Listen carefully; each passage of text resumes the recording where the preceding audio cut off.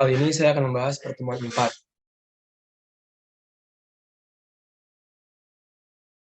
Hipotesis pengujian uji Levene H0 yaitu varians populasi A sama dengan varians populasi B. H1 yaitu varians populasi A berbeda dengan atau tidak sama dengan populasi B. Bisa kita lihat di tabel. Dari data di tabel, hasil analisisnya yaitu rata-rata pada return pada JKSE yaitu 27 dengan nilai standar deviasi sebesar 11,52. Selanjutnya, rata-rata return NYSE adalah 29,35 dengan nilai standar deviasinya yaitu 11,57.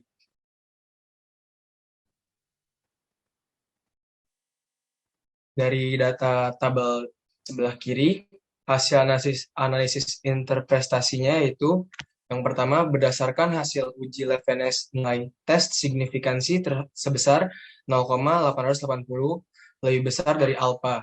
Tingkat kesalahan yaitu 0,05. Hal ini menunjukkan asumsi varians populasi return JKSE dan NYSE terpenuhi, H0 diterima. Yang kedua, pada tabel bagian t-test for equality of means menunjukkan bahwa SIG total adalah 0,52 lebih besar dari 0,05. Hal ini menunjukkan bahwa H0 diterima, artinya tidak terdapat perbedaan antara rata return populasi JKSE dan NYSE. Sekian pada pertemuan keempat. Assalamualaikum warahmatullahi wabarakatuh. Kemudian saya akan melanjutkan presentasi dari pertemuan kelima. Dari tabel di sebelah kiri terdapat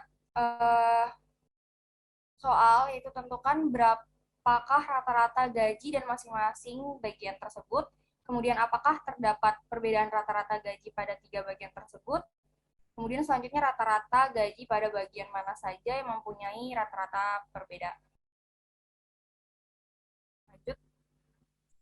Kemudian dari tabel di atas, yaitu hipotesis pada pengujian normalitas, H0 sama dengan data berdistribusi normal, dan H1 yaitu data tidak berdistribusi normal.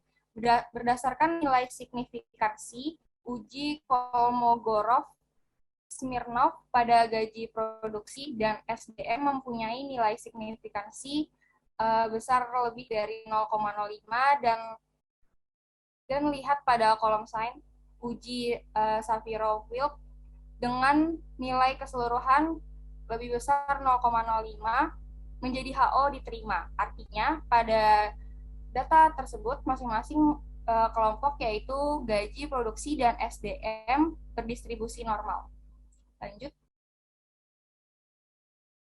Pada tabel di atas, dengan hasil tes of homogenic of variance, H0-nya variance homogen dan H1 variance tidak homogen. Kemudian nilai signifikansi pada uji tes of homogeneity of variance menunjukkan 0,001 kurang dari 0,05, artinya H1 diterima yang berarti variance tidak homogen. Lanjut. Kemudian ANOVA. H0 sama dengan mu X, sama dengan mu Y, sama dengan mu Z, dan mu Q. Atau semua rata-rata populasi kelompok X sampai dengan Z berarti sama. Kemudian H1 sama dengan mu X, tidak sama dengan mu Y, tidak sama dengan mu Z, dan tidak sama dengan mu Q, atau setidaknya satu dari rata-rata populasi berarti tidak sama dengan yang lain. Kemudian hasil penguji one way ANOVA menunjukkan bahwa nilai F yaitu 18,911 dengan signifikansi 0,000 kurang dari 0,05, artinya H1 diterima. Hal tersebut menunjukkan bahwa rata-rata populasi berbeda. Lanjut. Terima kasih dari penjelasan pertemuan 5. Wassalamualaikum warahmatullahi wabarakatuh.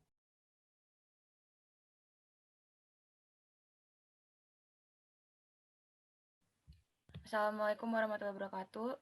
Selanjutnya ada penjelasan dari tugas pertemuan 6. Sebuah pabrik selama ini memperkerjakan karyawannya dalam 4 shift.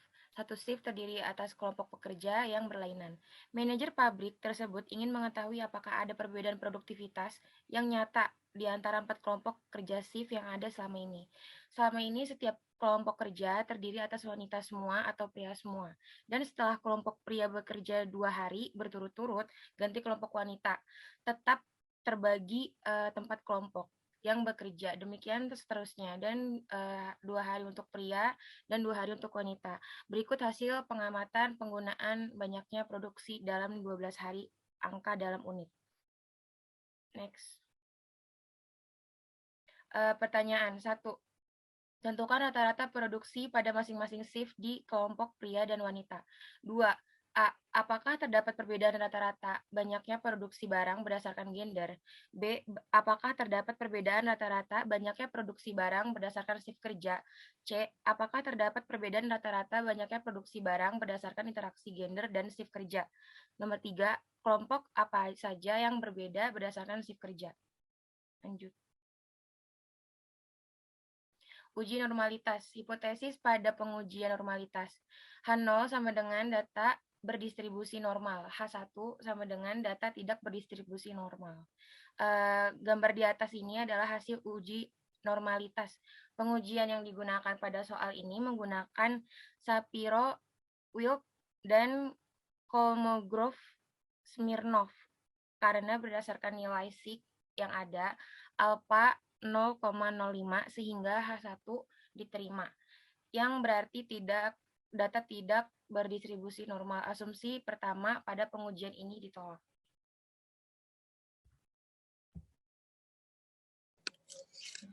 Uji homogenitas variance atau output Levens test.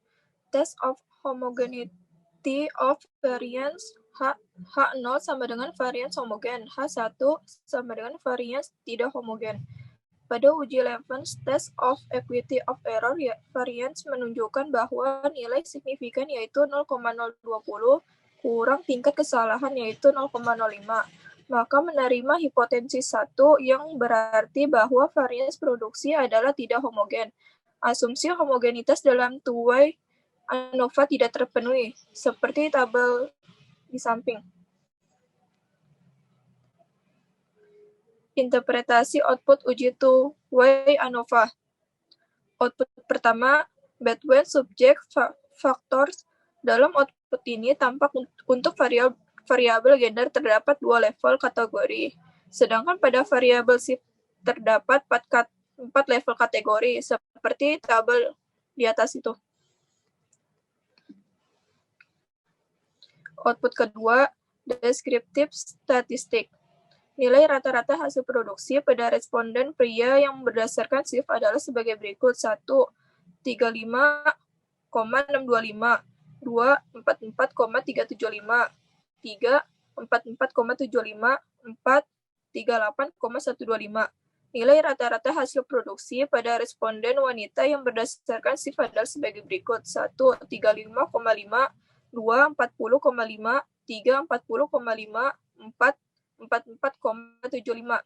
Seperti gambar di samping. Selanjutnya ada test of Bethlen subject effect. Di sini ada tabel dari SPSS. Selanjutnya ada jawaban nomor 2. Test of Bethlen subject effect adalah output untuk uji hipotesis, penelitian, atau menjawab perumusan masalah. Berikut ini adalah penjelasan interpretasinya. Yang pertama, diperoleh nilai sigma sebesar 0,875 lebih besar dari 0,05. Sehingga dapat disimpulkan bahwa tidak terdapat perbedaan yang signifikan hasil produksi responden berdasarkan gender. Yang kedua, diperoleh nilai sigma sebesar 0,053 lebih besar dari 0,01. Sehingga dapat disimpulkan bahwa tidak terdapat perbedaan yang signifikan hasil produksi responden berdasarkan shift. Yang ketiga, diperoleh nilai sigma sebesar 0,214 lebih besar dari 0,05, sehingga dapat disimpulkan bahwa tidak terdapat interaksi gender dengan shift dalam menentukan hasil produksi.